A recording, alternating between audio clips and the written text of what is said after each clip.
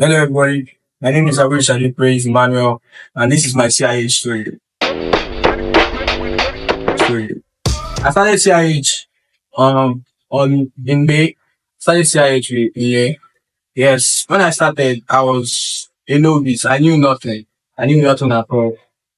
I didn't have a laptop of my own. CIH provided that for me and I thank them for that because and I learned a lot of things, communication wise, how to build my skills and everything. I thank them for that because CIH is a family and I really appreciate them for what they have done for me because wasn't easy. I learned a lot of things. I learned how to build an app from scratch because I didn't know nothing. I didn't know nothing when I entered the CIH this last month. And I thank them because they kept me through. They were with me throughout the process. They taught me everything that I needed to know about this particular program called Python.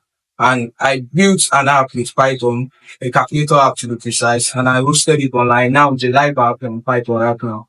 And I thank them for that. And I learned all this all under a month of learning with CIH. So CIH is a very, like say, they taught me a lot. That's what I can say because I'm really grateful for them because it wasn't an easy task. It wasn't an easy process, but we pulled through and they were there for me. They're like my family. The bond is there.